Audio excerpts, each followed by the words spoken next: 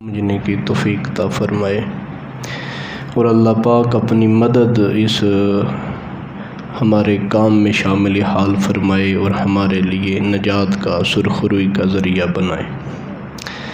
آج کے سبق میں جو ہم سیکھیں گے پڑھیں گے اس کا خلاصہ آپ کے سامنے ایک بار رکھ دیا جاتا ہے۔ کچھ ضرورت کی تصاویر بھی آپ کے سامنے بیان کر دی جائیں گی، آپ ان کو دیکھ لیں، بعد میں ہم تفصیلی گفتگو ان کے اوپر کریں گے۔ نبی پاک صلی اللہ تعالیٰ علیہ وآلہ وسلم پر اب تھوڑا تھوڑا اس سکرین کو بھی دیکھتے رہیے گا وقتی طور پہ، بعد میں ہماری اپنی گفتگو شروع ہو جائے گی۔ پہلی وحی جو ہے وہ 17 رمضان المبارک کو، جس طرح کہ ہم نے پیچھے بھی سنا، یہ نازل ہوئی تھی۔ رمضان کا ویسے پورا مہینہ سرکار اعتکاف کرتے تھے، تو اسی دوران وہ وحی نازل ہوئی غار حرا میں۔ یہ پہلی وحی کے کچھ الفاظ ہیں، سورہ علق کی پہلی 5 آیات یہ نازل ہوئیں، اور پھر اس کے بعد سرکار دو عالم صلی اللہ علیہ وسلم کی طبیعت تھوڑی وہ پریشانی کی طرف چلی گئی کہ وحی کا بوجھ بہت زیادہ ہے، اس کی تفصیلات آپ سن لیں گے، اس وجہ سے آپ بڑے پریشان ہو گئے۔ تو پھر حضرت خدیجہ نے آ کے جو تسلی دی کہ آپ جو ہے وہ رشتہ داروں کے ساتھ اچھا سلوک کرتے ہیں، مہمانوں کے مہمان نوازی کرتے ہیں، غریبوں کا بوجھ اٹھاتے ہیں، تو یہ وہ حضرت خدیجۃ الکبریٰ کے جملے تھے۔ جو نبوت کی ابتدا ہے وہ وہاں سے ہوئی جہاں سرکار پر پہلی وحی نازل ہوئی، وہ گویا کہ نبوت کی ابتدا ہو گئی، نبوت کا پہلا وقت شروع ہو گیا۔ فترت وحی کہتے ہیں کہ کچھ عرصہ تقریباً 28 دن 1 ماہ، 28 دن 1 ماہ کا مطلب ہے 28 دن یا 30 دن، مختلف علماء نے لکھا ہے 28 دن یا 30 دن، تقریباً 1 ماہ یہ وحی بند ہو گئی۔ پہلی وحی کے بعد یہ وحی بند ہو گئی، اس کو کہتے ہیں فترت وحی۔ اس کے دوران سرکار بڑے پریشان رہا کرتے تھے، تو پھر اس کے بعد پھر وحی جاری ہو گئی، اور پھر آخر وقت تک وحی نہیں رکی۔ دوسری وحی پھر یہ نازل ہوئی سورہ مدثر، اس کی پہلی 7 آیات نازل ہوئیں، اس کو بھی ہم انشاءاللہ سنیں گے۔ اب سرکار کی جو دعوت تھی اس کا مراحل، اس کے مرحلے، اس کے پیریڈ شروع ہو جاتے ہیں۔ جو پہلا مرحلہ ہے ہم اسی کو سنیں گے آج انشاءاللہ، صرف وہاں تک ہی رہو۔ پہلا مرحلہ سرکار کو جو تھا وہ خفیہ طور پہ نبوت کا پیغام پہنچانا، دین کی دعوت دینا، صرف یہ تقریباً 3 سال کے اوپر مشتمل تھا۔ بعض علماء 4 سال کا قول بھی کرتے ہیں، تقریباً یہ 3-4 سال کے اوپر مشتمل تھا۔ سرکار نے اعلانیہ بات نہیں کی، چھپ کے، رازدار ہو کے، قریبیوں کو 1 to 1 ایک ایک بندے سے مل کے، انفرادی کوشش کر کے، تو یہ سرکار کا سسٹم رہا تھا۔ پھر اس کے اندر 3 چیزیں آتی ہیں، مرکز دعوت کیا تھا، دعوت کا طریقہ کیا تھا، اب اس کا نتیجہ کیا نکلا۔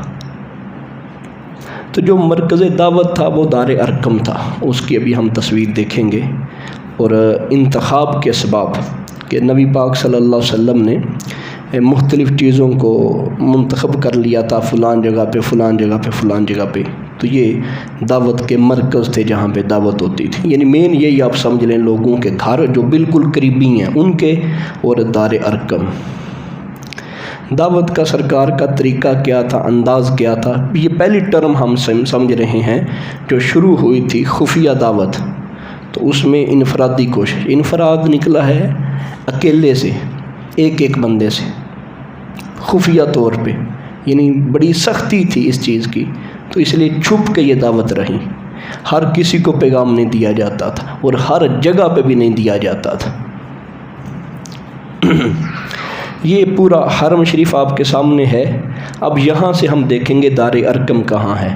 اب یہ دیکھیں جو جگہ ہائی لائٹ ہو گئی ہے، جہاں پہ گول دائرہ بن گیا ہے، یہ حصہ ہے صفا پہاڑی کے دامن میں، یہ حصہ ہے جس کو کہتے ہیں دار ارقم۔ یہاں پہ وہ ساری میٹنگ ہوتی تھی، ساری گفتگو ہوتی تھی، اسلام کا جو بھی پروگرام آپس میں ابتدائی طور پہ وہ سارا یہاں پہ ہوتا تھا دار ارقم میں۔ اب اس کو دوسرے نقشے سے جب دیکھیں تو یہ حصہ ہے دار ارقم کی جگہ، یہ جو یہ اس کے نشان ہیں، اس طرح کی وہ عمارت ہے۔ اور یہاں پہ جہاں پہ صفا لکھا ہوا ہے یہ صفا پہاڑی تھی۔ تو یہ صرف ہمارا وہ خلاصہ سو تھا جو ہم آج کی گفتگو کے اندر انشاءاللہ کہ کہا پڑھیے۔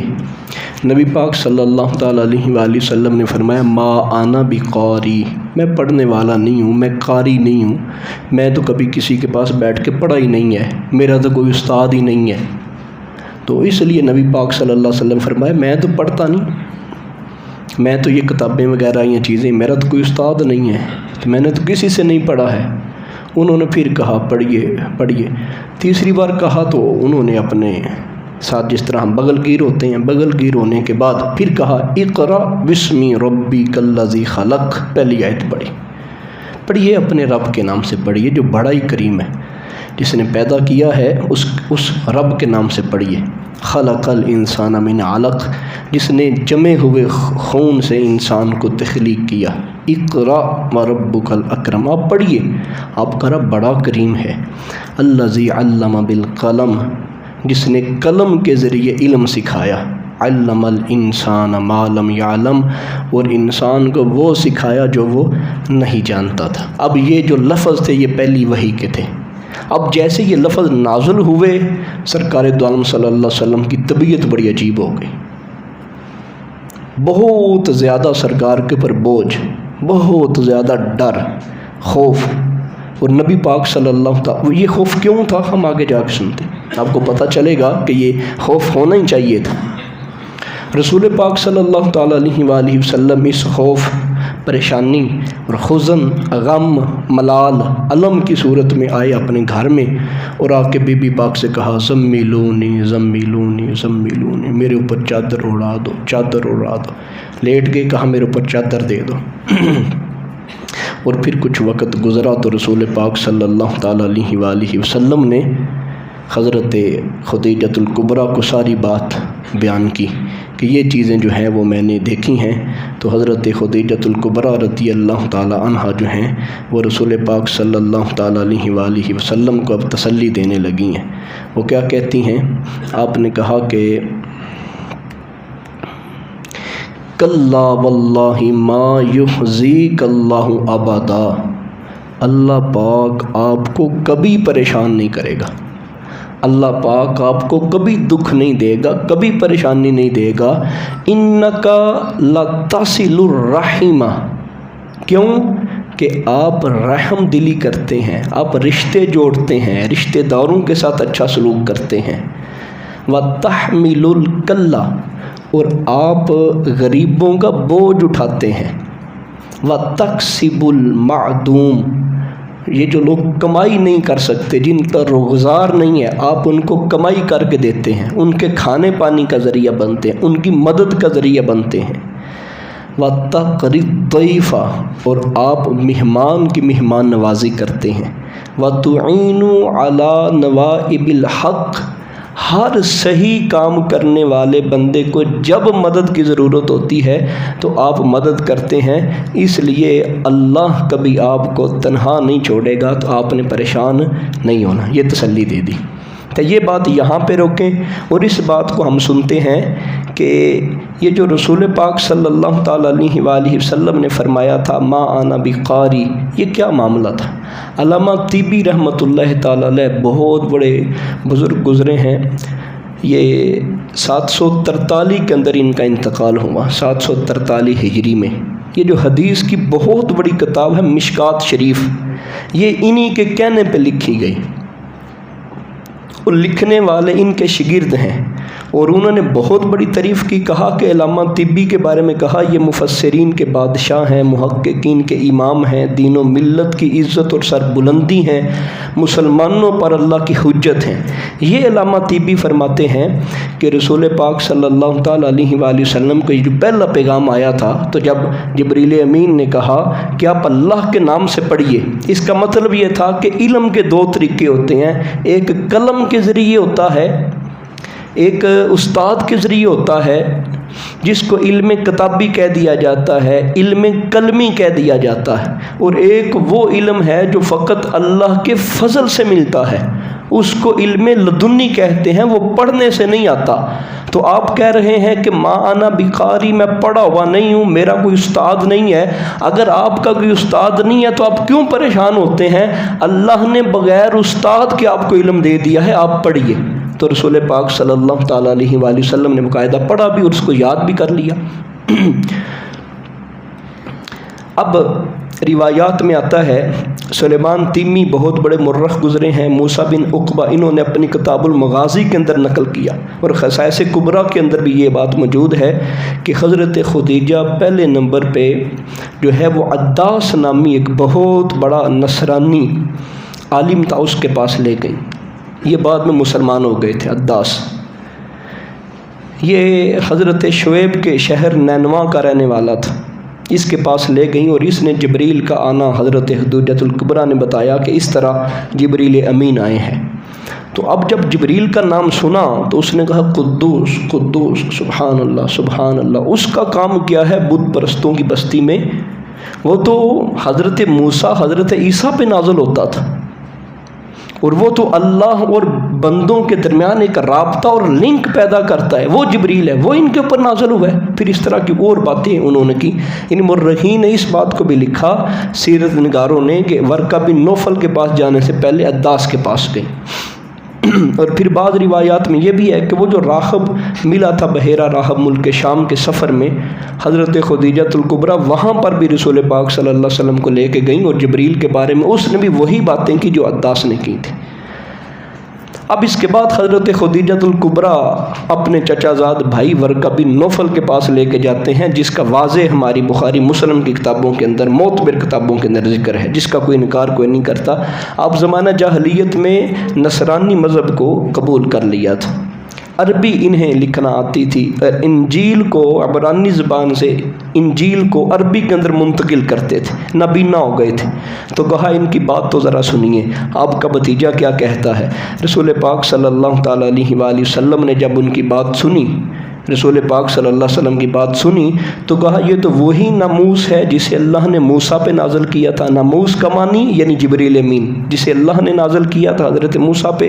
کاش میں طاقتور جوان ہوتا، کاش میں اس وقت زندہ رہتا جب تمہیں تمہاری قوم نکال دے گی۔ تو رسول پاک صلی اللہ علیہ وسلم نے حیرت سے پوچھا کیا یہ لوگ مجھے نکال دیں گے؟ تو ورقہ نے کہا ہاں، جب بھی کوئی چیز وہ بندہ چیز لے کے آیا ہے جو آپ لے کے آئے ہیں، چیز یعنی اللہ اور اس کے رسولوں کی بات، آسمانی کتابوں کی بات، جب بھی کوئی لے کے آیا ہے لوگ اس کے دشمن ہو گئے ہیں، لوگوں نے ان کو نکال دیا ہے۔ اور کچھ ہی دنوں بعد ورقہ کی تھی وہ انتقال ہو گیا، ورقہ بن نوفل اس دنیا سے چلے گئے۔ اب یہ حضرت خدیجہ واپس آ گئیں۔ رسول پاک صلی اللہ تعالیٰ علیہ وآلہ وسلم پر جب پہلی وحی نازل ہوئی تو اسی وقت ہی علماء نے فرمایا کہ جبریل امین نے پر مارا، پانی نکلا تو وضو کیا جبریل امین نے، اور کہا کہ ایسے وضو کرنا ہے۔ پھر نماز پڑھی اور کہا کہ ایسے نماز پڑھنی ہے، وضو کا طریقہ بتا دیا، نماز کا طریقہ بتا دیا۔ رسول پاک صلی اللہ تعالیٰ علیہ وآلہ وسلم گھر آئے، اور گھر آ کے جس طرح بی بی خدیجہ الکبریٰ سے بات ہوئی تو وہ اسی وقت آپ کے اوپر ایمان لے آئیں۔ اور پھر نبی پاک صلی اللہ تعالیٰ علیہ وآلہ وسلم نے حضرت خدیجہ الکبریٰ کو بھی وضو کا طریقہ بتایا اور نماز کا طریقہ بتایا۔ اب یہ سرکار بھی نماز پڑھتے اور حضرت خدیجہ الکبریٰ بھی نماز پڑھا کرتی تھی۔ امام بخاری اور امام مسلم نے روایت کیا، رسول پاک صلی اللہ تعالیٰ علیہ وآلہ وسلم پر جب وحی ختم ہو گئی، وحی آنا بند ہو گئی، اب یہ پہلی وحی گزری تو تقریباً 1 ماہ وحی بند ہو گئی، فترت وحی، یعنی وہ جو وحی کی لذت تھی، جو شوق تھا، جو ذوق تھا، وہ سرکار کے اندر بہت زیادہ پیدا ہو گیا۔ سرکار کا بڑا دل کرتا تھا اب پھر وہ بندہ آئے، اب پھر وہ آئے، اب پھر وہ اللہ کا پیغام لے کے آئے، لیکن وہ وحی بند ہو گئی۔ جب وحی بند ہو گئی تو تقریباً 1 ماہ بعد رسول پاک صلی اللہ تعالیٰ علیہ وآلہ وسلم فرماتے ہیں کہ میں ایک راستے پہ جا رہا تھا تو آسمان سے ایک آواز سنی، اس آواز کے اندر اتنی دہشت تھی، اتنا خوف اور ڈر تھا کہ میں زمین پہ گر گیا۔ جیسے ہی میں زمین پہ گرا تو میں پھر واپس آ گیا گھر میں، اور مجھے وہ آثار نظر آنے لگے وحی کے، تو میں گھر والوں کو کہا کہ میرے اوپر آ کے چادر اڑا دو، تو میں چادر اوڑھ کے سو گیا۔ جیسے ہی میں لیٹا تو پھر میرے اوپر یہ آیات نازل ہوئیں، یا ایھا المدثر قم فانذر وربک فکبر وثیابک فطہر والرجز فہجر۔ یہ سورہ مدثر ہے، مدثر سورہ مدثر پارہ 29 کے اندر یہ ہے، اور اس کی پہلی 5 آیات۔ اے چادر اوڑھنے والے اٹھیے اور لوگوں کو ان کے رب سے ڈرائیے۔ اب یہ حکم آ گیا کہ لوگوں کو پیغام دو دین کا۔ پہلی وحی کے اندر وہ وہاں پہ ختم ہو گئی، پوری صورت نہیں نازل ہوئی، وہاں اتنا سا نازل ہوا۔ اب کیا حکم ہے کہ اے چادر اوڑھنے والے، آپ تو چادر اوڑھ کے لیٹے ہوئے تھے، اٹھیے، اٹھیے فانذر، اور لوگوں کو اپنے رب سے ڈرائیے، وربک فکبر، اور اپنے رب کی بڑائی بیان کریں، پاکی بیان کریں اس کی، وثیابک فطہر، اپنے کپڑے پاک رکھیے، یعنی پہلے بھی پاک ہیں تو اور پاک رکھیے، والرجز فہجر، اور بتوں سے کنارہ کش ہو جائیں۔ پہلے بھی حالانکہ سرکار، ہم نے پچھلے اپنی گفتگو کے اندر سنا کہ سرکار شروع سے بتوں سے بڑی نفرت کیا کرتے تھے، تو رسول پاک صلی اللہ تعالیٰ علیہ وآلہ وسلم نے مزید جب یہ حکم آ گیا تو اس کے اوپر سرکار عمل پیرا ہو گئے۔ وہی کب تسلسل جاری رہا، وہی ختم نہیں ہوئی، تو یہ ماہ شوال کے آخر میں آئی، پہلی 17 رمضان کے اندر آئی، اور پھر تقریباً شوال کے آخر پہ یہ وحی نازل ہوئی۔ اچھا، ایک اور روایت ہے، یہ ہماری بڑی معتبر کتابوں کے اندر روایت منقول ہے، اور اس کا ہم نے ایک بہتر حل اور ازالہ آپ کے سامنے پیش کرنا ہے۔ رسول پاک صلی اللہ علیہ وسلم کے بارے میں یہ روایت نقل کی جاتی ہے کہ نبی پاک صلی اللہ تعالیٰ علیہ وآلہ وسلم نے ارشاد فرمایا کہ ان ابتدائی دنوں میں میری صورتحال یہ ہو جاتی تھی، مجھے اتنا ڈر لگتا تھا کہ میں پہاڑ کی چوٹی پہ ہوتا تو میرا دل کرتا میں خودکشی کر لوں، میں اپنے آپ کو گرا لوں، میں اپنی جان دے دوں۔ تو جیسے ہی میں خودکشی کرنے لگتا تو جبریل سامنے آ جاتے اور آ کے مجھے روک دیتے۔ تو اس کے بارے میں علماء نے فرمایا یہ روایت درست نہیں ہے، گو یہ بڑی بڑی کتابوں کے اندر موجود ہے، ہم ایسا نہیں مان سکتے کہ نبی پاک صلی اللہ تعالیٰ علیہ وآلہ وسلم خودکشی کے لیے اپنے آپ کو پیش کیا ہو۔ علامہ البانی نے بھی صحیح السیرۃ النبویہ کے اندر اس کی طرف اشارہ کیا ہے کہ یہ نبی پاک صلی اللہ علیہ وسلم کی طرف جھوٹ منسوب کیا گیا ہے، یہ درست نہیں ہے۔ اچھا، ایک اور روایت بیان کی جاتی ہے امام زرقانی کے حوالے سے، اور اس کی سند کو بھی صحیح کہا گیا ہے۔ امام شعبی روایت کرتے ہیں، امام احمد بن حنبل نے اس کو نقل کیا کہ کچھ عرصہ جناب اسرافیل علیہ السلام بھی نبی پاک صلی اللہ تعالیٰ علیہ وآلہ وسلم کے پاس آتے رہے، لیکن وہ وحی نہیں لے کے آتے تھے، وہ قرآن نہیں لے کے نازل ہوئے۔ اسرافیل کچھ عرصہ آئے اور آپ کو آداب سکھاتے رہے اللہ کے حکم سے، اللہ تعالیٰ کی طرف سے جو پیغامات ہوتے تو وہ نبی پاک صلی اللہ علیہ وسلم کو بیان کر دیے جاتے، وہ ہوتا تھا کہہ لیں کہ تعمیر سازی، آداب، تربیت کے سلسلے میں۔ اب اس کے اندر علماء نے راز یہ بیان کیا کہ اسرافیل کیوں آئے، اس کی وجہ یہ بیان کی جاتی ہے کہ قیامت تب ہوگی جب اسرافیل سور پھونکیں گے۔ قیامت کا اور اسرافیل کا تعلق ہے، اور نبی پاک صلی اللہ علیہ وسلم کی طرف بھیج کے یہ بتانا مقصود تھا کہ اب نبی پاک صلی اللہ علیہ وسلم کے بعد قیامت تک کوئی نبی نہیں آئے گا۔ جس طرح اسرافیل سور پھونکیں گے تو قیامت آئے گی، اب قیامت تک رسول پاک صلی اللہ تعالیٰ علیہ وآلہ وسلم کے بعد کوئی نبی نہیں آئے گا، یہ آخری نبی ہے، بس اب قیامت آ جائے گی۔ وحی کی کیفیت کیا ہوتی تھی تاکہ ہمیں باتیں وہ آگے والی سمجھ آئیں؟ وہی آتی کیسے تھی؟ جس طرح یہ گھنٹی بجتی ہے نا جی، تو بعض اوقات اس طرح وہی آتی تھی جس طرح گھنٹی کی آواز ہے۔ رسول پاک صلی اللہ علیہ وسلم فرماتے سب سے بڑھ کے سخت تکلیف والی، پریشانی والی، بوجھ والی یہ وحی ہوا کرتی تھی کہ جس میں گھنٹی کی آواز ہوتی تھی۔ اور کبھی کبھی ایسے ہوتا کہ جبریل امین کسی صحابی کی شکل میں آتے، دحیہ کلبی ان کی شکل میں آتے اور نبی پاک صلی اللہ علیہ وسلم سے وہ بات کرتے، پیغام پہنچا دیتے۔ کئی دفعہ اس طرح سرکار کی بارگاہ میں ہوا، اور صحابہ کرام کو پھر بعد میں سرکار بتا دیا کرتے تھے کہ یہ جبریل تھے وہ جو تمہیں تمہارا دین سکھانے آئے تھے۔ پہلے نہیں کسی کو پتہ چلتا تھا یہ کون ہے، تو وہ تو ایسے ہی لگتا تھا جس طرح عام بندہ ہے سرکار کی بارگاہ میں آیا ہے، تو اس طرح وہ بشری شکل میں سرکار کے پاس آیا کرتے تھے۔ تو کبھی اس طرح بھی ہوا کہ نبی پاک صلی اللہ علیہ وسلم پر جب وحی مبارک آتی تو پسینے کے قطرے سرکار کی شدید سردی کے موسم میں بھی سرکار کے جسم سے اس وحی کی وجہ سے وہ گرنے لگتے۔ بخار کی شدت کی طرح سخت گرمی کا سرکار کو احساس ہوتا، وحی کے بارے گراں کے سبب سرکار کے جسم سے موتیوں کی طرح پسینہ بہنے لگتا، جسم میں کپ کپاہٹ شروع ہو جاتی اور چہرے مبارک کا رنگ جو ہے وہ زرد ہو جاتا۔ رسول پاک صلی اللہ تعالیٰ علیہ وآلہ وسلم وحی الہی کے بوجھ تلے سختی اور تھکن سے دوچار ہو جاتے۔ یہ قرآن کا نازل ہونا، یہ وہی قرآن ہے جس کے بارے میں اللہ نے فرمایا اگر ہم پہاڑوں پہ نازل کرتے تو ریزہ ریزہ ہو جاتے۔ رسول پاک صلی اللہ علیہ وسلم کے قبل قلب انور پہ یہ پیش کیے جا رہے ہیں۔ یہ صرف سرکار کا ہی خاصہ تھا کہ سرکار اس کو برداشت کیا، اور سرکار پہ جب وحی نازل ہو جاتی تو اس کے بعد بھی سرکار کی کیفیت بڑی عجیب سی ہوتی، اور کبھی کبھار وحی کا بوجھ ہلکا ہوتا تھا، سخت نہیں ہوتا تھا۔ سرکار کھانا کھا رہے ہیں، ہاتھ میں جو ہے وہ گوشت کا ٹکڑا ہے، سرکار ساتھ ساتھ کھانا کھا رہے ہیں، توجہ نیچے ہے اور کھانا بھی کھا لیا اور بعد میں بتا بھی دیا کہ یہ وحی آئی ہے۔ کبھی ایسی بھی کیفیت ہوتی کہ یعنی اس کا کوئی تکلیف محسوس نہیں ہوتی تھی۔ آپ صلی اللہ تعالیٰ علیہ وآلہ وسلم کے بارے میں یہ روایت حضرت اسماء بنت یزید سے مروی ہے، کہتی ہیں کہ میں سورہ مائدہ کے نازل ہونے کے وقت آپ صلی اللہ علیہ وسلم کی اونٹنی جس کا نام عضبہ تھا اس کی نکیل کو پکڑی ہوئی تھی، اور ایسے لگ رہا تھا وحی کے وزن سے اونٹنی کے جو بازو ہیں وہ پیس دیے جائیں گے، یعنی اتنا بوجھ ہوتا تھا وحی کا۔ وہ صحابہ باقاعدہ، یہ بخاری شریف کی حدیث ہے کہ اتنا شدید بوجھ ہوتا تھا، بلکہ مسند احمد کے اندر، بخاری کے اندر یہ بھی لفظ موجود ہیں کہ نبی پاک صلی اللہ تعالیٰ علیہ وآلہ وسلم اونٹنی کے اوپر سوار تھے، وحی نازل ہو رہی تھی، اتنا اس کے اوپر بوجھ تھا کہ اونٹنی برداشت نہیں کر سکتی تھی، سرکار پھر نیچے اتر آئے۔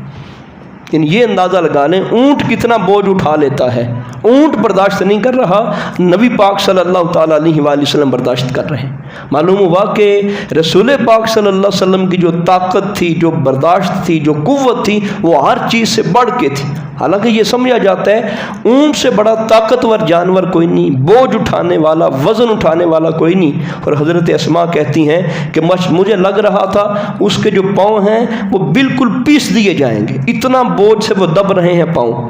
اور پھر ایک روایت میں ہے کہ رسول پاک صلی اللہ علیہ وسلم نے جب دیکھا کہ یہ معاملہ بڑا عجیب ہے، پھر سرکار نیچے اتر ہے، خود برداشت کر لیتے، حالانکہ وہی تو نبی پاک کے اوپر نازل ہو رہی تھی، اتنا اس کا بوجھ ہوتا تھا۔ وحی کی صورتیں کیا ہوتی تھیں، کیفیت کیا ہوتی، اصل یہی وجہ تھی کہ جو رسول پاک صلی اللہ تعالیٰ علیہ وآلہ وسلم جو ہے وہ پہلی بار پریشان ہو گئے اور آپ کو سختی محسوس ہوئی۔ وحی کی کئی صورتیں ہوتی تھیں، وحی خواب کی صورت میں بھی آ جایا کرتی تھی۔ نبی کا جو خواب ہوتا ہے وہ حقیقت ہوتا ہے، ہمارا خواب حقیقت نہیں ہوتا، نبی کا خواب حقیقت ہوتا ہے، جس طرح حضرت ابراہیم علیہ السلام کا خواب تھا۔ بعض کا تو وحی خواب میں آتی ہے، اور وحی کی دوسری صورت ہے کہ کوئی چیز سامنے نہیں ہوتی، اللہ تعالیٰ ویسے ہی نبی پاک صلی اللہ علیہ وآلہ وسلم کے دل کے اندر کوئی چیز بات ڈال دیتا ہے، وہ بھی وحی ہے، القا کر دینا، ڈال دینا۔ کسی صحابی کی شکل میں جبریل کا آ جانا، گھنٹی کی تیز آواز میں وحی کا آ جانا، جبریل کا اصلی صورت میں آنا، یہ 2 بار ایسے ہوا ہے پوری زندگی میں۔ اصلی بار، اصلی جو اوریجنل شکل ہے جبریل امین کی، نبی پاک صلی اللہ علیہ وسلم نے 2 بار ملاحظہ فرمائی۔ اللہ رب العزت کا ڈائریکٹ کلام کا آ جانا، پہلے تو ہے جبریل امین لے کے آئے، اب کبھی ایسے بھی وحی ہوتی تھی کہ اللہ تبارک و تعالیٰ کا کلام، حضرت موسیٰ علیہ السلام نے جیسے کلام سنا تو رسول پاک صلی اللہ علیہ وسلم نے بھی کلام سنا۔ اور پھر وحی کی یہ صورت بھی ہے کہ اللہ تبارک و تعالیٰ کا ڈائریکٹ دیدار کیا، اور سرکار دو عالم صلی اللہ علیہ وسلم سے ہم کلام ہوئے کہ جس کے بارے میں علماء فرماتے ہیں معراج کی رات اللہ پاک کا دیدار کیا۔ تو یہ وحی کی کچھ صورتیں تھیں جو آپ کے سامنے بیان کی گئی، کیونکہ آگے پھر وحی کے اوپر ہی سارا کلام ہونا ہے۔ اسلام کی جو دعوت تھی وہ خفیہ طور پہ شروع ہوئی، جس طرح ہم نے وہ سنا تھا، پہلا جو دور ہے وہ خفیہ دعوت کا ہے۔ رسول پاک صلی اللہ علیہ وسلم جانتے تھے کہ مشرکین مکہ کے حالات بڑے سخت ہیں، مکے والے بڑے ڈاڈے ہیں، ان کے رگ و ریشے کے اندر بتوں کی محبت ڈالی گئی ہے۔ اچھا وہ اتنے تھے، وہ کہتے تھے مرنے کے بعد زندہ کوئی نہیں ہونا، وہ کہتے تھے حساب کتاب کوئی نہیں ہونا، وہ کہتے تھے قیامت کا دن کوئی نہیں آنا، وہ کہتے تھے مار کر مٹی ہو گئے تو پھر بس ختم، خلاص اب کوئی چیز نہیں ہے۔ وہ کہتے تھے نہیں، ایک اللہ کے ساتھ کئی خداؤں کو عبادت کا حقدار مانا جا سکتا ہے، اللہ تبارک و تعالیٰ کے علاوہ بھی کئی معبود، کئی خدا ہو سکتے ہیں۔ یہ اس طرح کے عجیب نظریات تھے۔ تو جن کے ایسے نظریے ہوں وہ ایک دم یہ بات سننے کو کیسے تیار ہوں گے کہ یار ہر چیز اللہ کے سوا ہر چیز باطل ہے، صرف اللہ معبود ہے، باقی کوئی معبود نہیں۔ جن کو ہم خدا کہتے ہیں ان کی طرف سے، جن کو وہ خدا کہتے تھے، وہ سارے باطل۔ تو مشکل تھا۔ تو اللہ رب العزت نے حکم بھی نہیں دیا تھا کہ اعلانیہ طور پہ، ابھی صرف اپنے قریب والوں کو ڈرانے کی بات ہوئی تھی۔ تو رسول پاک صلی اللہ تعالیٰ علیہ وآلہ وسلم نے اس بات کو بیان کیا، جس طرح کہ وہ ہم نے پیچھے پڑھا کہ حضرت خدیجہ اور نبی پاک صلی اللہ تعالیٰ علیہ وآلہ وسلم نماز پڑھتے تھے۔ حضرت علی پاس تھے، سرکار مولا علی پاک جو ہیں وہ نبی پاک صلی اللہ علیہ وسلم کی پرورش میں تھے اور آپ کے پاس رہتے تھے، سرکار نے ان کی ساری پرورش کی۔ تو ان کی عمر تقریباً 10 سال کی تھی مولا علی پاک کی۔ تو جب پہلے دن دیکھا کہ حضرت خدیجۃ الکبریٰ اور نبی پاک صلی اللہ تعالیٰ علیہ وآلہ وسلم نماز پڑھ رہے ہیں تو پوچھا کہ یہ آپ کیا کرتے ہیں؟ تو پھر نبی پاک صلی اللہ تعالیٰ علیہ وآلہ وسلم نے بتایا کہ میرے اوپر میرے اللہ نے جو حکم نازل کیا ہے وہ یہ طریقہ مجھے بتایا گیا ہے، میں اللہ کا نبی ہوں، اللہ تبارک و تعالیٰ کے سوا کوئی معبود نہیں ہے۔ اللہ پاک نے حکم دیا ہے کہ بتوں کی پرورش پوجا سے ہر بندے کو روکا جائے۔ تو نبی پاک صلی اللہ علیہ وسلم سے حضرت علی المرتضیٰ فرمانے لگے کہ میں اپنے ابا جان سے جو ہے وہ مشورہ کر کے پھر آپ کو اس بات کا جواب دوں گا۔ تو نبی پاک صلی اللہ تعالیٰ علیہ وآلہ وسلم نے فرمایا، اے علی اگر تو میرے اوپر ایمان لے کے آتا ہے تو ٹھیک ہے، اگر لے کے نہیں آتا تو پھر مشورہ نہیں کرنا، پھر خاموش ہو جانا۔ حضرت علی المرتضیٰ فرماتے ہیں کہ میں ساری رات بڑا مشکل اور بڑی پریشانی کے اندر رہا، ساری رات میرے سے وہ عجیب کیفیت کے ساتھ گزری۔ جب صبح ہوئی تو میں نے نبی پاک صلی اللہ تعالیٰ علیہ وآلہ وسلم کی بارگاہ میں حاضری دی اور پھر میں نے کہا کہ یا رسول اللہ آپ نے کیا پیغام دیا تھا؟ سرکار نے فرمایا میں یہ پیغام دیتا ہوں کہ اللہ کے سوا کوئی معبود نہیں ہے اور میں اللہ کا سچا رسول ہوں۔ تو پھر مولا علی نے فرمایا کہ یا رسول اللہ میں آپ پر ایمان لے آیا ہوں۔ تو یہی حقیقت ہے، یہی درست روایت ہے۔ جناب ابو طالب کو ابھی تک کسی بات کو بیان نہیں کیا، ڈسکس نہیں کیا، تو انہوں نے خود اپنی ہی مرضی اور اپنے ہی مشورے کے اعتبار میں یہ سمجھا کہ رسول پاک صلی اللہ تعالیٰ علیہ وآلہ وسلم جو بات کر رہے ہیں وہ حق کر رہے ہیں۔ یہاں سے ہمیں ایک اس بات کا بھی اندازہ ہوا، ہم بعض اوقات کہہ دیتے ہیں کہ یار یہ چھوٹا سا بچہ ہے، اس کی تربیت کرنے کی کیا ضرورت ہے، اس کو نماز کا طریقہ بتانے کی کیا ضرورت ہے، اس کو دین کی بات بتانے کی کیا ضرورت ہے۔ اگر یہاں ہم دیکھیں تو 10 سال کا بچہ بالکل ہی چھوٹا سا بچہ ہوتا ہے، ہم بات نہیں کرتے۔ 10 سال کا بچہ ہمارے قریب اگر نماز غلط پڑھے ہم اس کو نہیں بتاتے، یار ابھی بچہ ہے کیا ضرورت ہے، اچھا تھوڑا بڑا ہو کر پھر بتائیں گے۔ اپنے بچوں کے ساتھ بھی یہی کیفیت ہے، نہیں بات کرتے۔ تو نبی پاک صلی اللہ علیہ وسلم کی سنت اور نبی پاک صلی اللہ علیہ وسلم کا طریقہ کیا ہے؟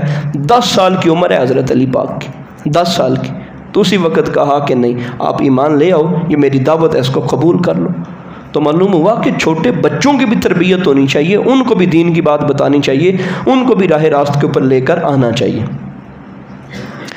حضرت بریدہ اسلمی اس روایت کو بیان کرتے ہیں، حضرت ابن عباس بھی اس کو روایت کرتے ہیں۔ مسند مستدرک حاکم کے اندر اس حدیث کو صحیح کہا گیا ہے، سنن ترمذی کے اندر بھی یہ منقول ہے۔ وہ کہتے ہیں جی رسول پاک صلی اللہ علیہ وسلم پر پیر والے دن وحی نازل ہوئی اور حضرت علی پاک نے منگل کے دن ان کے ساتھ نماز ادا کی۔ یعنی کیا معلوم ہوا کہ پہلے دن حضرت خدیجہ ایمان لے کے آئیں اور سرکار کے ساتھ پہلے دن ہی نماز پڑھی، اور سرکار نے پہلے دن ان کو وضو کا طریقہ اور نماز کا طریقہ سکھا دیا، اور پھر دوسرے دن حضرت علی پاک نے پہلے دن جب یہ دیکھا اور پوچھا یہ کیا ہے، پھر اگلے دن حضرت علی پاک بھی ایمان لے آئے۔ اس کی دلیل کے اوپر ایک اور روایت موجود ہے، الوفا کے اندر اس کو بیان کیا گیا ہے، امام ذہبی نے اس کی تائید کی ہے۔ امام ابن عبد البر نے کہا یہ حدیث عمدہ درجے کی ہے جو اب بیان کرنے لگا ہوں۔ عفیف کندی زمانہ جاہلیت کی بات بیان کرتے ہیں کہ میں مکہ میں آیا، وہ شروع والے اسلام کے، یہ بعد میں مسلمان ہو گئے تھے، وہ کہتے ہیں میں شروع کے دن تھے، میں مکہ مکرمہ میں آیا اور میں نے عباس بن عبد المطلب کو دیکھا، یعنی حضرت عباس کو جو سرکار کے چچا جان ہیں، ان کو میں نے دیکھا، ان کے ہاں مہمان بنا ہوا تھا۔ تو میں نے وہ دیکھا کہ ایک آدمی خیمے سے باہر نکلا ہے، کعبے کی طرف منہ کیا، نماز پڑھی، اس کے ساتھ ایک خاتون ہے اور اس کے ساتھ ایک بچہ ہے۔ تو میں نے عباس سے پوچھا کہ یہ کیا کر رہے ہیں؟ انہوں نے کہا کہ یہ کہتے ہیں کہ اللہ رب العزت نے ان کے اوپر وحی نازل کی ہے، ان کو نبی بنا کے بھیجا ہے، اور اللہ نے ان کو اس طرح عبادت اور بندگی کا حکم دیا ہے، یہ وہ بندگی کر رہے ہیں۔ اتنی بات بیان کرنے کے بعد جناب عفیف کندی رضی اللہ تعالیٰ عنہ کہتے ہیں کہ یہ اس وقت کی بات تھی، اگر اس وقت میں کلمہ پڑھ لیتا تو حضرت علی کے بعد دوسرا بندہ اسلام لانے والا میں ہوتا۔ یعنی ابھی وہ بالکل ابتدائی دور کی بات کی کہ دوسرا بندہ اسلام قبول کرنے والا میں ہوتا، لیکن میں اسلام قبول نہیں کیا اور اللہ نے مجھے بعد میں سعادت دے دی۔ کاش مجھے اللہ پاک اس وقت موقع دیتا تو میں سب سے پہلے اسلام کرنے والے لوگوں میں شامل ہو جاتا۔ پھر جن لوگوں نے قریب زمانے میں اسلام قبول کیا ان میں حضرت زید بن حارثہ ہیں۔ اصل یہ چیزیں سیرت کا حصہ ہے، اور ان واقعات سے یہ بھی پتہ چلے گا کہ وہ معاملہ ٹف کیسے تھے، مشکل کیسے تھے۔ حضرت زید بن حارثہ جو ہیں یہ حضرت حکیم بن حزام، حضرت خدیجۃ الکبریٰ ان کی پھوپھی تھی۔ حضرت حکیم بن حزام یہ مسلمان ہو گئے تھے بعد میں، تو یہ حکیم بن حزام کی پھوپھی تھی، ان کے یہ غلام تھے زید بن حارثہ، تو یہ دے دیے انہوں نے اپنی پھوپھی کو حضرت خدیجہ کو۔ جب حضرت خدیجہ کا نکاح ہوا نبی پاک صلی اللہ تعالیٰ علیہ وآلہ وسلم سے، تو نبی پاک صلی اللہ تعالیٰ علیہ وآلہ وسلم کو حضرت خدیجہ نے دے دیا کہ آپ اپنے معاملات میں، اپنی ضروریات میں ان کو پاس رکھیں۔ سرکار نے پھر اتنا پیار کیا کہ کہا کہ یہ میرا بیٹا ہے۔ اس نوجوان کی، اس بچے کی کیا شان ہوگی، لوگ غلام بنا کے رکھتے ہیں اور سرکار بیٹا بنا کے رکھ رہے ہیں۔ تو رسول پاک صلی اللہ علیہ وسلم نے فرمایا یہ جو زید بن حارثہ ہے یہ زید بن محمد ہے، اور جب تک اللہ رب العزت نے یہ نہیں فرمایا کہ ان کو اپنے اصلی باپوں کے نام سے پکارو، اس وقت تک رسول پاک صلی اللہ تعالیٰ علیہ وآلہ وسلم ان کو اپنا بیٹا ہی شمار کرتے اور منہ بولا بیٹا قرار دیا کرتے تھے۔ اور نبی پاک صلی اللہ علیہ وسلم نے ان کو دین کی دعوت دی تو انہوں نے بھی فوراً نبی پاک صلی اللہ تعالیٰ علیہ وآلہ وسلم کے ہاتھ پہ اسلام کو قبول کر لے۔ یہ بھی وہ بالکل پہلے دن ہے، ابتدائی دن ہے۔ حضرت سیدنا ابوبکر صدیق کی پھر آگے بات آتی ہے۔ بچپن کا ایک حصہ اور جوانی کا ایک حصہ حضرت صدیق اکبر کے ساتھ نبی پاک صلی اللہ علیہ وسلم کا گزرا تھا، اور یہ آپس میں دوست بھی تھے، یار بھی تھے، سارے معاملات سمجھتے تھے۔ نبی پاک صلی اللہ تعالیٰ علیہ وآلہ وسلم نے حضرت صدیق اکبر کو اسلام کی دعوت دی، انہوں نے اسی وقت اس بات کو قبول کر لیا۔ البدایہ والنہایہ کے اندر یہ موجود ہے، رسول پاک صلی اللہ علیہ وسلم نے فرمایا میں نے کسی کو بھی اسلام کی دعوت دی تو اس نے کچھ نہ کچھ ضرور اعراض کیا، کچھ سوال کیے، کچھ باتیں کی، کہا آج قبول کروں گا، کل قبول کروں گا، کچھ نہ کچھ باتیں ضرور کی، سوائے ابو بکر کے، انہوں نے میری بات سننے کے فوراً بعد اسلام قبول کر لی۔ اور پھر بخاری کے اندر جو لفظ ہے صحیح بخاری میں، حضرت ابو درداء فرماتے ہیں نبی پاک صلی اللہ علیہ وسلم نے فرمایا اللہ نے مجھے تمہاری طرف بھیجا تو تم لوگوں نے کہا تم جھوٹے ہو، اور ابو بکر نے کہا آپ نے سچ کہا ہے اور اپنی جان اور اپنے مال سے میری مدد کی۔ یعنی ایک موقع پہ سرکار نے فرمایا کہ ہر بندے میری تکذیب کی، پر جیسے ہی میری بات ابو بکر کے سامنے کی اس نے تکذیب نہیں کی، اس نے جھٹلایا نہیں ہے، وہ اسی وقت مسلمان ہو گیا۔ حضرت صدیق اکبر، اب سرکار کے یہ بازو لوگ بنتے گئے نا جی۔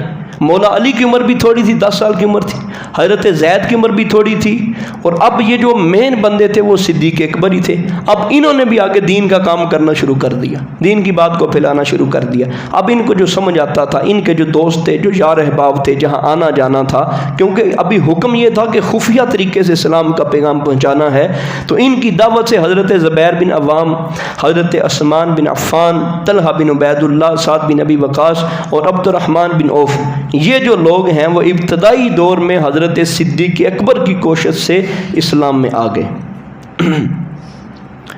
حضرت عمر بن ابسہ یہ بھی ابتدائی اسلام والوں میں شامل ہیں۔ یہ بڑے دانا بندے تھے، انہوں نے بڑے سرکار سے بہترین سوال کیے۔ امام مسلم نے اس حدیث پاک کو لکھا ہے، امام احمد نے اس کو لکھا ہے کہ عمر بن ابسہ نبی پاک صلی اللہ علیہ وسلم کے پاس اس وقت آئے جب نبی پاک صلی اللہ تعالیٰ علیہ وآلہ وسلم پوشیدہ طور پہ دین کی دعوت دے رہے تھے، تو انہوں نے پوچھا آپ کیا ہیں؟ سرکار نے فرمایا میں اللہ کا نبی ہوں۔ ابن ابسہ نے پوچھا کہ نبی کیا ہوتا ہے؟ رسول پاک صلی اللہ علیہ وسلم نے فرمایا اللہ کا پیغمبر ہوتا ہے۔ فرمایا پوچھا پیغمبر کون ہوتا ہے؟ فرمایا وہ جو اللہ تبارک و تعالیٰ کا پیغام لے کے آتا ہے۔ آپ کو کوئی پیغام ملا ہے؟ کہا ہاں مجھے پیغام ملا ہے۔ کیا پیغام ملا ہے؟ فرمایا یہ کہ ہم اللہ کی عبادت کریں، بتوں کی عبادت نہ کریں، بتوں کو توڑ دیں اور صلہ رحمی کریں۔ صلہ رحمی یعنی رشتہ داروں سے اچھا سلوک کریں۔ یہ 3 باتیں کی۔ اب ابن ابسا نے کہا کیا ہی اچھی چیز دے کر اس نے آپ کو بھیجا ہے، یعنی اللہ نے کیا ہی اچھی چیز دے کر بھیجا ہے، اب تک کن لوگوں نے آپ کی پیروی کی ہے؟ تو آپ صلی اللہ تعالیٰ علیہ وآلہ وسلم نے فرمایا ایک آزاد نے، ایک غلام نے، ایک آزاد نے۔ اور اب بڑی عمر کے لوگوں میں، بچوں کی بات تو نہیں کی کہ بڑوں میں جو ذرا جوان ہیں تو اس کی طرف حضرت بلال تھے اور حضرت صدیق اکبر تھے، انہوں نے اسلام لے کے آئے ہیں۔ تو عمر کہتے ہیں کہ میں نے اپنے آپ کو اس راہ پر چوتھا آدمی پایا اور اسی وقت میں اسلام میں داخل ہو گیا۔ ایک سرکار اس راہ پہ ہیں، دوسرے صدیق اکبر ہیں، تیسرے حضرت بلال ہیں، اور چوتھا میں آ گیا اور میں نے اسلام کو قبول کر لیا۔ اور اب مزید یہ سلسلہ جب آگے بڑھا تو حضرت عبداللہ بن مسعود رضی اللہ تعالیٰ عنہ، ان کے بارے میں امام احمد طیالسی اور حسن بن عرفہ کی روایت ہے کہ انہوں نے کہا کہ میں ایک جوان لڑکا تھا، مکہ میں عقبہ بن ابی معیط کی بکری چرایا کرتا تھا۔ ایک دن حضرت ابوبکر صدیق اور نبی پاک صلی اللہ تعالیٰ علیہ وآلہ وسلم مشرکین سے بچتے ہوئے باہر کی طرف گئے، میں بکریاں چرا رہا تھا۔ نبی پاک صلی اللہ علیہ وسلم نے مجھ سے پوچھا کہ پینے کے لیے دودھ ہے؟ تو انہوں نے کہا کہ یہ ساری بکریاں میرے مالک کی ہیں، تو میں تو اس کی اجازت کے بغیر دودھ نہیں دے سکتا۔ اب نبی پاک صلی اللہ تعالیٰ علیہ وآلہ وسلم نے فرمایا کوئی ایسی بکری ہے جو بالکل چھوٹی ہو، ابھی حاملہ نہیں ہوئی، چھوٹی عمر ہے، ابھی حاملہ نہیں ہوئی، کوئی ایسی بکری ہے؟ کہا جی بالکل ہے۔ نبی پاک صلی اللہ تعالیٰ علیہ وآلہ وسلم نے فرمایا اس کو قریب کرو۔ جب اس بکری کو قریب کیا، نبی پاک صلی اللہ علیہ وسلم نے ہاتھ مبارک لگائے، اس کا جو تھن تھا دودھ سے بھر گیا۔ یہ مسند احمد کے اندر امام احمد نے کہا یہ سند جید کے ساتھ روایت ہے، یعنی مقبول روایت ہے۔ تو جیسے نبی پاک صلی اللہ علیہ وسلم نے ہاتھ لگایا تو دودھ اتر آیا۔ نبی پاک صلی اللہ علیہ وسلم نے خود بھی پیا، صدیق اکبر کو بھی پلایا، مجھے بھی پلایا۔ اس کے بعد نبی پاک صلی اللہ تعالیٰ علیہ وآلہ وسلم اس کے متوجہ ہوئے، سرکار نے باتیں کی اور میں نے کہا مجھے کچھ چیزیں سکھا دیں۔ تو نبی پاک صلی اللہ تعالیٰ علیہ وآلہ وسلم سے پھر میں نے دین سیکھا، قرآن سیکھا، میں مسلمان ہو گیا۔ یہ کرام سرکار کا یہ معجزہ مبارک دیکھ، یہ ابتدائی دن ہے۔ تو اب یہاں اس واقعے سے یہ بھی معلوم ہوا کہ سرکار بات کرتے تھے دین کی، لیکن سرکار دو عالم صلی اللہ علیہ وسلم کا پیچھا مشرکین کرتے تھے۔ اس حدیث کے اندر یہ لفظ بھی موجود ہیں، مشرکین سے چھپتے چھپاتے ہوئے سرکار پہاڑوں کی طرف نکلے، ساتھ صدیق اکبر تھے۔ اور معلوم ہوا کہ اس وقت بھی ابوبکر صدیق ساتھ تھے جب دین کو بندوں کی ضرورت تھی۔ حضرت صدیق اکبر رضی اللہ تعالیٰ عنہ کا مقام و مرتبہ ایسی بلند نہیں ہے، ابتدا سے اسلام کی اور دین کی خدمت کر رہے ہیں۔ ایک بڑی بہترین بات بیان کی جاتی ہے کہ یہ کبھی کبھار مکہ سے آتے، ان کا دور قبیلہ تھا، یہ جھاڑ پھونک کیا کرتے تھے، دم درود کیا کرتے تھے، اس دور کا جو دم درود ہوتا تھا۔ تو نبی پاک صلی اللہ علیہ وسلم کے بارے میں مکہ مکرمہ میں داخل ہوئے تو بعض لوگوں نے کہا نعوذ باللہ کہ ان کو مرض ہے عقل کا، نعوذ باللہ جنون ہے، اس طرح کی غلط باتیں کی۔ تو اس نے پھر نبی پاک صلی اللہ علیہ وسلم سے ملاقات کی اور کہا کہ میں لوگوں کو دم کرتا ہوں، اگر اللہ چاہتا ہے تو آرام آ جاتا ہے۔ اللہ کو ماننے والا تھا، اگر اللہ چاہتا ہے تو لوگوں کو آرام آ جاتا ہے۔ اگر آپ کہیں تو میں آپ کو دم کروں، میرے دم سے ہو سکتا ہے آپ ٹھیک ہو جائیں، تندرست ہو جائیں۔ تو رسول پاک صلی اللہ تعالیٰ علیہ وآلہ وسلم نے اس کے سامنے پڑھا ان الحمد للہ نحمدہ ونستعینہ من یہدہ اللہ فلا مضل لہ ومن یضللہ فلا ہادی لہ واشہد ان لا الہ الا اللہ وحدہ لا شریک لہ وان محمدا عبدہ ورسولہ اما بعد۔ سرکار نے یہ لفظ بولے، یہ سن کر زماد نے کہا ان کلمات کو آپ میرے لیے دہرا دیجئے۔ سرکار نے 3 بار دہرایا۔ انہوں نے کہا کہ میں نے کاہنوں، جادوگروں، شاعروں کے قوال سنے، میں نے اسی طرح کے کلمات کبھی نہیں سنے، اپنا ہاتھ بڑھائیے میں آپ کے ہاتھ پہ اسلام قبول کرتا ہوں۔ مسلمان ہو گیا، رسول پاک صلی اللہ علیہ وسلم کی بیعت کر لی، اور نبی پاک صلی اللہ علیہ وسلم نے فرمایا، پھر سرکار نے آگے خلافت اسی وقت دے دی۔ سرکار نے کہا کہ میں تیری بھی بیعت کرتا ہوں اور اس بات پر بھی بیعت کرتا ہوں کہ تو آگے بھی بیعت کر، یعنی اسلام کا پیغام آگے بھی جا کے لوگوں کو دے۔ کہا اپنے علاقے میں چلا جا، وہاں چلا جا اور وہاں جا کے دین کی بات کر۔ یہ مسلم شریف کے اندر حدیث پاک موجود ہے۔ بخاری کے اندر حضرت ابو ذر غفاری کے اسلام لانے کی بڑی عجیب بات ہے، یہاں سے یہ بھی پتہ چلے گا کتنا اوکھا وقت تھا۔ یہ قبیلہ غفار تھا کچھ فاصلے پہ مکہ مکرمہ سے، وہاں کے رہنے والے تھے۔ ابو ذر غفاری رضی اللہ تعالیٰ عنہ کہتے ہیں کہ میں نے جب ایسی باتیں سنی کہ مکہ مکرمہ میں ایک شخص نے نبوت کا اعلان کیا ہے تو میں نے اپنے بھائی کو بھیجا کہ جاؤ جا کے پتہ کر کے آؤ۔ میرے بھائی گئے، انہوں نے اپنی کوشش کے مطابق باتیں سنی، لوگوں سے حال احوال معلوم کیے، نبی پاک صلی اللہ علیہ وسلم سے معاملات ہوئے۔ اس نے آ کے کہا جی میں تو بالکل راضی ہوں، واقعی وہ اللہ کے نبی ہیں، ان کی بات سچی ہے، ان کی دعوت سچی ہے، ان کے پیغام سچ ہے۔ حضرت ابو ذر غفاری کہتے ہیں میں مطمئن نہیں ہوا، میں نے کہا جی تم یہاں رہو تو میں جاتا ہوں، میں جا کے پتہ کر کے آتا ہوں۔ حضرت ابو ذر غفاری گئے اور ڈر بھی رہے ہیں کس سے پوچھوں، اور حالات کا بھی پتہ تھا کہ یہاں مارے جانا ہے، تھوڑی سی بھی بات لیک ہو گئی تو کام خراب ہو جانا ہے۔ وہاں پہ گئے تو وہ اپنا سارا دن ادھر ادھر بیٹھے رہے، کوئی بات نہ بنی، کوئی ملنے والا نہ ملا، کوئی پوچھنے والا نہ ملا، نہ خود کسی سے پوچھیں کہ میں اگر بات کروں کسی مخالف بندے سے مل گیا تو معاملہ الٹ نہ ہو جائے۔ آپ وہ وہاں ہی رہے، اور رات آپ نے وہاں آب زمزم کے قریب، حرم کے قریب آپ نے رات گزاری۔ رات گزر گئی، دوسری رات پھر آپ وہاں جو ہے وہ اپنے معاملات کی تلاش میں ہے کہ مجھے کہیں نبی پاک صلی اللہ علیہ وسلم سے ملاقات ہو۔ وہ ملاقات ہوگی مولا علی سے، مولا علی سے ملاقات ہوگی تو ان سے بھی ایک پورا دن انہوں نے کوئی کلام نہ کیا، کوئی بات نہ پوچھی۔ اگلے دن پھر نبی پاک حضرت علی سے ملاقات ہوئی اسی مقام پہ، تو حضرت علی پاک نے پوچھا جس کام آئے تھے وہ کام نہیں ہوا؟ کہا کہ نہیں وہ کام میرا نہیں ہوا۔ تو پھر حضرت علی پاک نے پوچھا کدھر آئے ہو؟ تو انہوں نے قسم دی اور وعدہ لیا ابو ذر غفاری نے کہ مجھ سے وعدہ کرو، اگر تو میری مدد نہیں کر سکو گے تو پھر میری مخالفت نہیں کرو گے، میری مدد کر سکو گے تو پھر میں بات بتاتا ہوں۔ جی بتاؤ۔ میں نے ایسے بات سنی ہے کہ یہاں ایک شخص ہے جس نے نبوت کا اعلان کیا ہے، تو میں اس سے ملاقات کرنی ہے۔ حضرت علی پاک فرمایا کہ ٹھیک ہے میرے پیچھے پیچھے آ جاؤ، اگر مجھے خطرہ محسوس ہوا تو میں سائڈ پہ پیشاب کرنے کے بہانے بیٹھ جاؤں گا۔ یعنی اتنا سخت معاملہ تھا، میرے ساتھ نہیں چلنا، میرے پیچھے پیچھے آؤ، میں سائڈ پہ نا جی جب مجھے خطرہ محسوس ہوا تو میں پیشاب کرنے کے بہانے سائڈ پہ بیٹھ جاؤں گا، تو اس طرح کرنا سیدھے ہی چلے جانا۔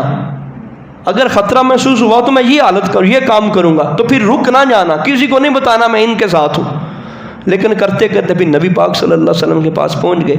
جب رسول پاک صلی اللہ تعالیٰ علیہ وآلہ وسلم کے پاس پہنچے تو نبی پاک صلی اللہ تعالیٰ علیہ وآلہ وسلم سے ساری باتیں ہوئی، اسی وقت مطمئن ہو گئے، کلمہ پڑھا، مسلمان ہو گئے۔ تو رسول پاک صلی اللہ علیہ وسلم نے فرمایا کہ جاؤ اپنے علاقے میں چلے جاؤ غفار میں، تو وہاں جا کے لوگوں کو دین کی دعوت دو۔ نبی پاک صلی اللہ علیہ وسلم سے کہنے لگے کہ یا رسول اللہ صلی اللہ تعالیٰ علیہ وآلہ وسلم میں نے تو اپنے اسلام کا اظہار کرنا ہے، سرکار نے منع بھی کیا۔ باہر آئے اور مشرکین مکہ کا ایک اجتماع تھا، وہاں بلند آواز سے ایک جذبہ تھا اندر، ایک سکون تھا اندر، اب وہ رک نہیں رہا تھا، محبت کا سمندر تھا، اور اتی بلند آواز سے کہا اشہد ان لا الہ الا اللہ اشہد ان محمد عبدہ ورسولہ۔ وہ تو پہلے صرف بات کرنے پہ کسی کو نہیں بخشتے تھے، اتنی بات سنی تو کفار مکہ آ گئے اور مارنا دھاڑنا سختی کرنا شروع کر دیا۔ کوئی مکے مار رہا ہے، کوئی ڈانگوں سے مار رہا ہے، کوئی کسی طرح مار رہا ہے، یہ سارے معاملے شروع ہو گئے۔ حضرت عباس کو جب معلوم ہوا، ابھی تک مسلمان نہیں ہوئے تھے، آپ کو معلوم ہوا کہ یہ تو بنو غفار کا بندہ ہے، آپ ان کے اوپر آ کے لیٹ گئے۔ جب آپ اوپر آ کے لیٹے تو لوگوں کو کہا اللہ کے بندو، آپ جب تجارت کرنے جاتے ہو تو ان کے قبیلے سے ہو کے جاتے ہو، ان لوگوں نے تمہیں پھر نہیں گزرنے دینا، اس کو چھوڑ دو۔ اب چھڑا دیا تو پھر حضرت ابو ذر غفاری سرکار کے پاس چلے گئے۔ اب یہ بھی دن سرکار کے پاس گزارا، اگلے دن پھر آ کے اعلان کر دیا کہ میں نے کلمہ پڑھا ہے، بلند آواز سے ان کے سامنے۔ انہوں نے پھر مارنا شروع کر دیا، اور انہوں نے پھر جو ہے وہ حضرت عباس نے آ کے چھڑوا دیا کہ نہ ایسے کرو، اس کو اپنی حالت پہ رہنے دو۔ اب یہ پھر واپس چلے گئے بنو غفار میں، یہ بخاری شریف کے اندر واقع ہے، بنو غفار میں چلے گئے اور وہاں جا کے پھر انہوں نے اپنا سارا جو ہے وہ اسلام کا معاملہ کیا۔ انہی دنوں کے اندر ایک اور اسلام کا بہت بڑا معاملہ ہوا۔ رسول پاک صلی اللہ تعالیٰ علیہ وآلہ وسلم کہ یہ جو قریب والے ایام تھے، اب یہ ہو گیا کہ یہ جو جنات تھے پہلے آسمان پہ چلے جاتے تھے، پہلے آسمان پہ اول پہلے سے مراد پہلا آسمان نہیں، یعنی اول دور میں سرکار کے اعلان نبوت سے پہلے یہ آسمانوں پہ چلے جایا کرتے تھے، پھر وہاں سے خفیہ باتیں اللہ کی، فرشتوں کی یا اس طرح کے جو معاملات ہوتے تھے، تقدیر وغیرہ کے جو باتیں ہوتی تھیں، تو وہ کچھ سن لیتے، کچھ اپنی طرف سے ملا کے نجومیوں کو بتاتے، اس لیے پھر ان کے کچھ ٹیوے صحیح ہو جاتے تھے، تو ان کی باتیں سن لیتے تھے۔ اب داخلہ بند ہو گیا، جب داخلہ بند ہو گیا نا جی شیطانوں کا، تو انہوں نے آ کے آپس میں تبصرہ کیا کہ یہ کیا معاملہ ہو گیا، ہم جنوں کا شیطانوں کا داخلہ بند ہو گیا۔ انہوں نے جب آ کے اپنے وڈیروں کو بتایا، انہوں نے کہا جی یقیناً کہ بہت بڑا نواں اور وکھرا کام ہوا ہے، جس کی وجہ سے اب تک ہمیں آسمان پہ جانے کی پابندی نہیں تھی، اب جیسے ہی ہم جاتے ہیں یہاں تو کوئی سن ہی نہیں سکتا، اگر کوئی سننے کی کوشش کرتا ہے اس کو آگ کا گولا پڑتا ہے۔ یہ جو ہم آسمان پہ ستارہ ٹوٹتا ہوا دیکھتے ہیں، اصل وہ ستارہ ٹوٹتا نہیں ہے، وہ آگ کا گولا لگتا ہے اس جن کو، اس شیطان کو، جو اللہ کی فرشتوں کی جو خفیہ باتیں سننے کی کوشش کرتے ہیں، سن تو نہیں سکتے لیکن اپنے زوم میں اپنے گمان کی کوشش وہ کرتے ہیں، ان کو وہ گولا لگتا ہے۔ تو اب انہوں نے کہا کہ بڑا عجیب معاملہ ہے۔ اب ان کے بڑوں نے کہا کہ گھوم جاؤ، سفر کرو، دوڑو، ہر جگہ پہ پھیل جاؤ، کوئی نیا کام نہیں ہو اس کو دیکھو۔ اب تہامہ کے پہاڑ کے اوپر جب لوگ آئے تو انہوں نے دیکھا کہ وہاں پہ اللہ کے رسول صلی اللہ تعالیٰ علیہ وآلہ وسلم قرآن پڑھ رہے ہیں اور اپنی قوم کو نماز جو ہے نبی پاک صلی اللہ علیہ وسلم پڑھا رہے ہیں۔ تو پھر وہ پریشان ہوئے اور پھر وہاں پہ یہ قرآن کی آیت سورہ جن کی پہلی آیت نازل ہوئی، قُلْ أُوحِيَ إِلَيَّ أَنَّهُ اسْتَمَعَ نَفَرٌ مِّنَ الْجِنِّ فَقَالُوا إِنَّا سَمِعْنَا قُرْآنًا عَجَبًا۔ انہوں نے کہا کہ ہم نے ایک عجیب جو ہے وہ قرآن سنا ہے، عجیب طرح کی اس کی لذت ہے، عجیب طرح کی مٹھاس ہے، ہم تو اسی وقت مسلمان ہو گئے، اسی وقت ایمان لے آئے، ساروں کو جا کے بتایا۔ تو اب یہ جنوں کے اندر بھی نبی پاک صلی اللہ علیہ وسلم کی جو دین کی اور تبلیغ کی دعوت تھی وہ شروع ہو گئی، مختلف کتابوں کے اندر ہے، اور یہ صحافتہ کے اندر ہی مضمون موجود ہے۔ حضرت ابن مسعود فرماتے ہیں میں نبی پاک صلی اللہ علیہ وسلم کے ساتھ نکلا ایک رات۔ اب سرکار کی محنت دیکھیں، نبوت کا پیغام اتنا آسان نہیں ہے۔ ایک رات نبی پاک صلی اللہ علیہ وسلم کے ساتھ نکلا کھلے میدان میں، تو سرکار نے گول دائرہ لگا دیا۔ سرکار نے فرمایا اس سے باہر نہیں نکلنا، یہاں ہی بیٹھے رہنا جب تک میں واپس نہ آؤں، اس گول دائرے سے باہر نہیں نکلنا، یہاں ہی بیٹھے رہنا ہے۔ وہ کہتے ہیں صبح کے وقت سرکار واپس آئے اور مجھے وہاں پایا۔ میں نے کہا یا رسول اللہ یہ آوازیں کیسی آتی تھی؟ نبی پاک صلی اللہ علیہ وسلم نے فرمایا میں جنوں کو تبلیغ کرنے کے لیے آیا تھا، تو میں جب واپس آ رہا تھا وہ سارے مجھے سلام لے رہے تھے، وہ سارے میرے ساتھ اپنی محبت کا اظہار کر رہے تھے، تو یہ ان کی آوازیں کچھ کچھ تیرے کانوں میں آ رہی تھی۔ تو اب یعنی یہ ابتدائی دور کی بات ہے۔ اس کے اوپر بعض علماء نے لکھا کہ جب سفر طائف ہوا ہے اس وقت یہ معاملہ ہوا، لیکن صحیح یہی ہے، درست یہی ہے کہ رسول پاک صلی اللہ تعالیٰ علیہ وآلہ وسلم کے ساتھ یہ جو معاملہ ہے اس وقت نہیں ہوا، بلکہ یہ قریب کے ایام میں ہوا ہے۔ پھر مختلف صورتیں بھی جہاں دیگر جگہ پہ جنات کا ذکر ہے، تو ابتدائی دور میں جنات کو بھی تبلیغ نبی پاک صلی اللہ تعالیٰ علیہ وآلہ وسلم نے شروع کر دی تھی۔ اب مزید کچھ عرصہ گزرا تو سورہ شعراء کی آیت نازل ہوئی، وَأَنذِرْ عَشِيرَتَكَ الْأَقْرَبِينَ، اے محبوب اپنے قریبی رشتہ داروں کو ڈرائیں، قریبی رشتہ داروں کو ڈرائیں۔ اب سرکار نے کیا کیا؟ سرکار نے اپنے خاندان کے ساروں لوگوں کو پیغام بھجوا دیا، تقریباً کوئی 45 کے قریب یا بعض روایات کے مطابق 43 کے قریب لوگ جمع ہو گئے۔ سرکار کے خاندان کے ساری برادری کے ایک گھر کے اندر سارے لوگ جمع ہو گئے ان کے سامنے۔ اب تک یہ معاملہ تھا خفیہ طور پہ، نبی پاک صلی اللہ، اب یہ بھی خفیہ کے اندر ہی ہے۔ نبی پاک صلی اللہ علیہ وسلم کو حکم آ گیا تھا نا اللہ کا، وَأَنذِرْ عَشِيرَتَكَ الْأَقْرَبِينَ، اپنے قریبیوں کو ڈرائیں۔ یہاں سے یہ بھی راز کھلا کہ تبلیغ کے سب سے زیادہ حقدار بندے کے اپنے رشتہ دار ہیں، بندے کے قریبی رشتہ دار ہیں۔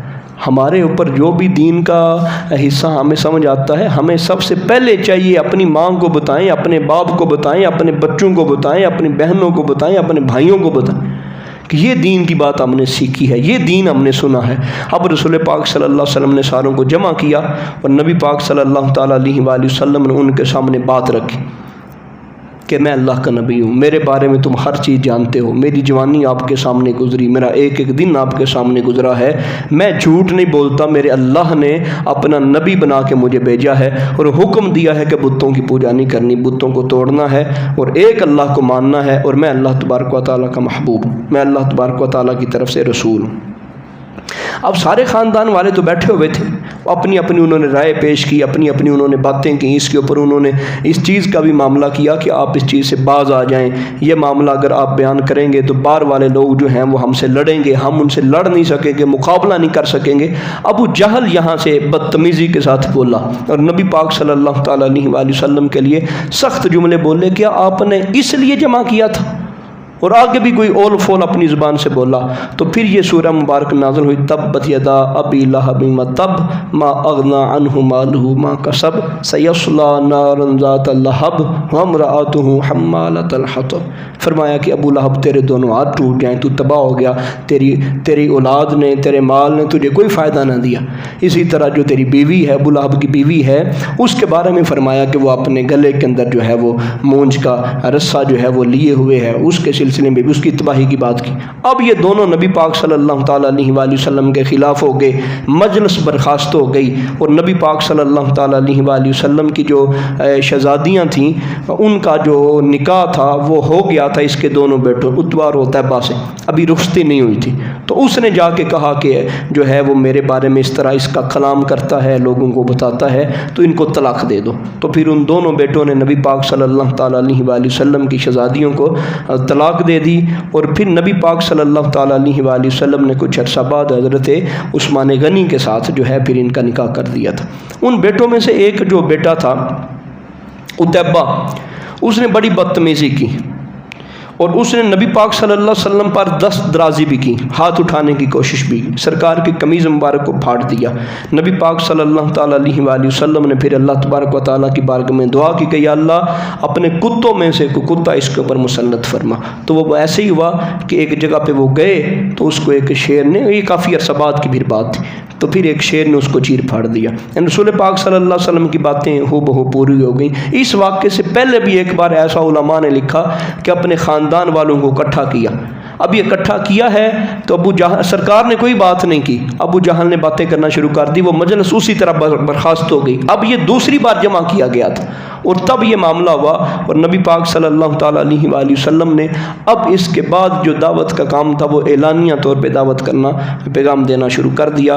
اور اعلانیہ دعوت کا جو دور تھا وہ تقریباً اعلان نبوت کے 3-4 سال بعد شروع ہوا، اور یہ جو جہاں تک ہم نے سنا ہے اعلان نبوت سے تقریباً 3-4 سال کے درمیان کے جو واقعات تھے ان کو ہم نے سنا ہے۔ اب اس کے بعد جو ہے ہم انشاءاللہ جو ہے وہ جمعرات والے دن سنیں گے۔ اللہ پاک رحمت فرمائے، جو باتیں حق ہوئی ہیں اللہ ان کو قبول فرمائے، جو غلطیاں ہوئی ہیں اللہ ان سے معافی عطا فرمائے، درگزر فرمائے، اور ہماری اس گفتگو کو اللہ پاک داران میں بخشش کا ذریعہ بنائے، آمین۔